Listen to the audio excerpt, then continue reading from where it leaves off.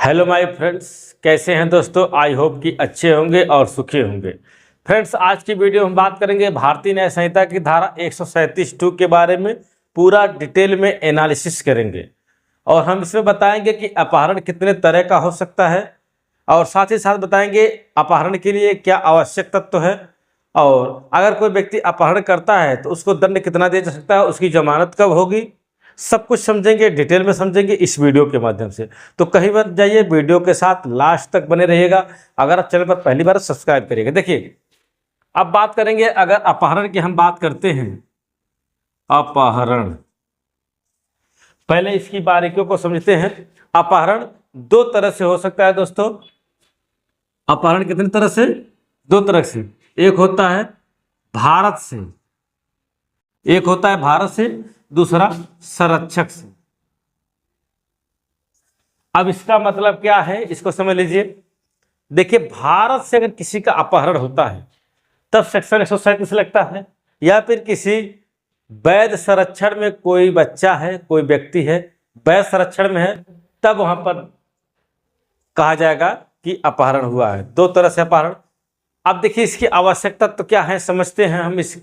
देखिए, अगर आवश्यक तत्व की बात की जाए अपहरण के लिए तो टोटल कितने तत्व हैं? 4। नंबर 1, टोटल 4 तत्व की बात करेंगे। पहला कि नाबालिग, किसी नाबालिग या विकृत व्यक्ति को बहला फुसला कर ले जाना। क्या बात आई है? पहले नंबर पे नाबालिग, नाबालिग कोई है, या फिर विकृत, विकृत का मतलब समझ रहे क्या होता है? विकृत का मतलब होता है मानसिक रूप से विक्षिप्त व्यक्ति। अगर किसी नाबालिग को या फिर विकृत व्यक्ति को बहला फुसला कर उसको कोई व्यक्ति ले जाता है, या फिर दूसरा नंबर की अगर बात की जाए, जो दूसरे नंबर की बात होती है, यदि नाबालिग पुरुष है। देखिए, अगर नाबालिग अगर पुरुष है तो उसकी उम्र 16 वर्ष से कम होनी चाहिए। ध्यान रखिएगा, अगर नाबालिग बच्चा है तो उसकी उम्र 16 वर्ष से कम होगी, और नाबालिग लड़की है, अगर लड़की है तब उसकी उम्र 18 वर्ष से कम। बात समझिएगा, छोटी छोटी बातें हैं। अगर कोई नाबालिग लड़का है, सॉरी, हाँ, नाबालिग लड़का है, यहां पर लड़का होगा, नाबालिग लड़का है तो उसकी उम्र 16 वर्ष से कम होनी चाहिए, और नाबालिग लड़की है तो उसकी उम्र 18 वर्ष से कम होनी चाहिए। तीसरी बात क्या है? अगर तीसरे नंबर की बात की जाए दोस्तों, अगर जिसको ले जाते हैं या बहला फुसला कर ले जाते हैं, जो अवयस्क या मस्तिष्क विक्षिप्त व्यक्ति है, उसको कहा लेते हैं वैध संरक्षण से बाहर। यानी कि अगर कोई व्यक्ति उसकी देख रेख कर रहा है, देख रेख, जैसे मान लीजिए ये नाबालिग बच्चे हैं और कोई विक्षिप्त व्यक्ति है, उनको उसके संरक्षक से देख रेख से बाहर ले जाते हैं। कहा लेते हैं? उसके संरक्षक से देख रेख से बाहर ले जाते हैं, यहां पर बाहर। और एक और आखिरी तत्व तो क्या है? नंबर 4। नंबर 4 दोस्तों कहता है कि ऐसा लेना या बहला फुसला कर ऐसे संरक्षक की सहमति के बिना होता है। यह जो कार्य हो रहा है यहां पर क्या है? सहमति नहीं है, सहमति नहीं। तो हमने इन 4 तत्वों में क्या समझा, आप समझ लीजिए बात को। यह धारा 137(2) वहीं लगती है जहां पर किसी नाबालिग व्यक्ति को या विकृत व्यक्ति को, अब नाबालिग व्यक्ति मतलब 16 वर्ष से कम का बच्चा होना चाहिए या 18 साल से कम की लड़की होनी चाहिए, तब उसकी देख रेख, मतलब किसी संरक्षक के कि मतलब उसके माता पिता, भाई, चाचा, बंधु, जिसके भी पास, नाना नानी के पास रह रही हो, उसके संरक्षक से बाहर ले जाते हैं। और किस तरह? उसकी सहमति ना हो। अगर उस जो संरक्षक, उनकी सहमति नहीं है, आप अपनी मर्जी से इनको ले जाते हैं कहीं पर, तब बहला फुसला कर जाते हैं, तब आपको सेक्शन 137(2) के सारे तत्वों की पूर्ति हो जाती है। आई होप कि आपको एक कंसेप्ट क्लियर हो गया होगा। किसका? जो इसके लिए एलिमेंट होने चाहिए, जो तत्व होने चाहिए, वह बातें क्लियर होंगी, स्पष्ट हो गई होंगी। अब देखिए, हम बात वहीं पर फिर घूम फिर के आ गए। एक होता है अपहरण भारत से, एक होता है संरक्षक से। तो अब हम इसको, जब आपने तथ्यों को समझ लिया, तब इसके प्रकार को भी अपहरण के समझ लेते हैं, आसान रहेगा। देखिए, भारत से संरक्षक का मतलब क्या होता है? यदि कोई व्यक्ति किसी व्यक्ति को उसकी सहमति के बिना या कानूनी रूप से उसके लिए निर्णय लेने वाले व्यक्ति की सहमति के बिना भारत से दूर ले जाता है, भारत से बाहर ले जाता है, तब वह अपहरण माना जाता है। समझिए बात क्या कर रहे हैं। इतने जिसके ये तत्व अगर कहीं पूर्ण हो रहे हैं और उनके गार्जियंस की, इनके नाबालिग बच्चों या विकृत व्यक्ति के गार्जियन की सहमति के बिना आप ऐसे व्यक्ति को भारत से दूर कहीं ले जा रहे हैं, Pakistan, Sri Lanka, Canada, Japan, Myanmar, किसी भी देश, भारत से बाहर ले जा रहे हैं, तब अपहरण नंबर 1 हो गया। अब दूसरे बात करते हैं संरक्षक की, वैध संरक्षक से अपहरण। देखिए, यदि कोई व्यक्ति किसी बच्चे या विक्षिप्त व्यक्ति को बिना अनुमति के उसके अभिभावक को से दूर ले जाता है या बहला फुसला कर ले जाता है, तो यह वैध संरक्षण का अपहरण माना जाएगा। एक तो भारत से अपहरण हो गया, माने भारत से कहीं दूर ले जा रहे हैं। दूसरा, इसके संरक्षक से कहीं, मतलब भारत के अंदर ही कहीं और जगह ले जा रहे हैं, तब वह अपहरण संरक्षण वाला माना जाएगा। अब देखिए, एक कानून में हमारे वैध अभिभावक की अगर परिभाषा की बात की जाए दोस्तों, ऐसा किसी भी कहीं परिभाषा नहीं दी गई है कि अभिभावक कौन होगा। इसको मान के चलिए जो बच्चे की देखभाल करता है या उसको रखरखाव करता है, उसको हम वैध संरक्षक मान सकते हैं। अब इसमें कुछ अपवाद भी है फ्रेंड्स।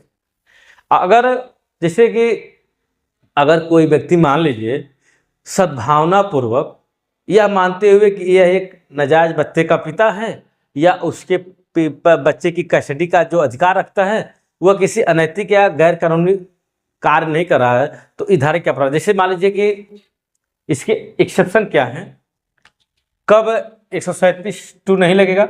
अपवाद। अपवाद कब माना जाएगा? जैसे कि कोई व्यक्ति बड़ा ईमानदार है, सादगी पूर्वक है और वह एक ऐसे बच्चे का पिता है या ऐसे बच्चे का कस्टडी का अधिकार रखता है और वह किसी अनैतिक या गैर कानूनी कारण से ऐसा नहीं कर रहा है, तब इस धारा के तहत अपराध नहीं माना जाएगा। ठीक, अब 137(2) के बारे में समझेंगे। अब हम आ रहे हैं इसकी परिभाषा पर। 137 की परिभाषा, इसकी परिभाषा 137(1) में दी गई है। अब हमने तो इसकी छोटी छोटी बातों को समझ लिया, अब हम इसकी गौर करते हैं परिभाषा के बारे में। देखिए क्या कहता है, जो कोई भी किसी व्यक्ति को भारत से या वैध संरक्षण से अपहरण करता है, उसे किसी एक अवधि के लिए कारावास से दंडित किया जाएगा, जिसकी अवधि 7 साल तक होगी और साथ ही साथ जुर्माना से भी दंडित किया जाएगा। जैसे कि इस तरह के, अगर इस तरह का कोई अपराध करता है तब उसको 137(2) के तहत 7 साल तक की सजा, साथ ही साथ जुर्माना से दंडित किया जाएगा। समझ में आई? नहीं समझ में आई? फिर समझाते हैं। देखिए, यदि कोई व्यक्ति भारत से या वैध संरक्षण से किसी व्यक्ति का अपहरण करता है, यानी कि भारत से बाहर किसी को लेकर जाता है या फिर वैध संरक्षण से अपहरण करता है, दूसरी बात, तब उसको 137(2) के तहत अपराध माना जाएगा। दूसरी बात इसमें क्या कही गई है, अगर इस तरह करता है तो उसको 7 साल तक की सजा दी जा सकती है। कितने साल? 7 साल तक की सजा होगी। और तीसरी बात, इसमें जुर्माने का भी प्रावधान किया गया है। चौथी बात, न्यायालय निर्णय ले सकता है कि जेल की अवधि साधारण होगी या कठोर होगी, मतलब कि कठिन कारावास होगा या साधारण कारावास होगा, यह कोर्ट के ऊपर निर्भर करता है। तो हमने क्या समझा 137(2) में? पहली बात कि वैध संरक्षण से किसी को ले जाता है, 7 साल की सजा होगी, जुर्माना देना पड़ेगा और साधारण होगा या कठोर कारावास होगा। अब इसकी बात आती है कि यह जमानती है कि अजमानती है। समस्या यहीं पर फंसती है। मान लीजिए कोई व्यक्ति अपराध कर दिया है तो वह जमानत पाएगा कि नहीं पाएगा, इसको समझ लीजिए। तो फ्रेंड्स, यह एक संज्ञेय अपराध होता है। कैसा अपराध है? यह एक संज्ञेय अपराध है और अजमानती अपराध की श्रेणी में आता है। प्रथम मजिस्ट्रेट द्वारा इसकी सुनवाई की जा सकती है।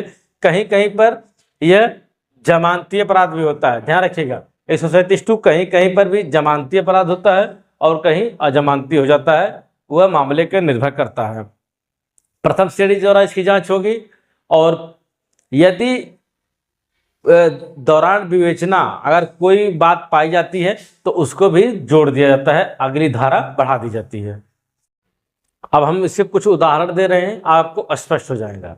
देखिए, जैसे मान लीजिए कोई व्यक्ति है,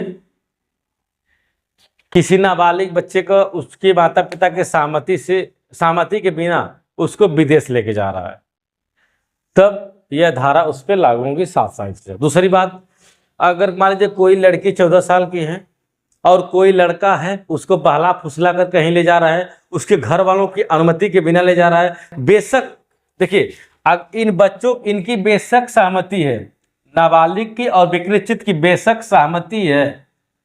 अगर इन्होंने सहमति दी कि हाँ मैं आपके साथ जाऊंगी या जाऊंगा, लेकिन अगर उस घर के गार्जियन की सहमति नहीं है तब आप दोषी होंगे इस धारा के तहत 137(2) में। तो यहां पर उस बच्चे की सहमति नहीं मानी जाएगी क्योंकि वह नाबालिग है, उनकी उम्र 18 साल से कम है,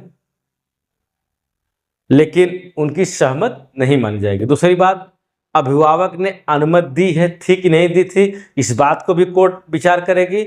और जो यह कार्य करने जा रहा है यह नैतिक कार्य होगा कि अनैतिक कार्य करने वाले हैं, इस बात की भी चर्चा होनी चाहिए और उसका उद्देश्य होना। चौथी बात दोस्तों, अभियुक्त सद्भावनापूर्वक कार्य किया है, कैसा कार्य किया, इस बात को भी कोर्ट द्वारा देखा जाता, तब उसको सजा दी जाती है। तो फ्रेंड्स, आज की वीडियो में फिलहाल इतना ही। देखिए, लास्ट में मैं यही कहना चाहूँगा कि जो भी किसी लड़की को कोई व्यक्ति, कोई लड़का बहला फुसला कर शादी करने के इरादे से ले जाता है तो उसके ऊपर धारा 137(2) लगती है। तो फ्रेंड्स, आज की वीडियो में फिलहाल इतना ही, मिलते हैं किसी नेक्स्ट वीडियो में। तब तक के लिए अगर आप चैनल पर पहली बार तो सब्सक्राइब कर लीजिएगा।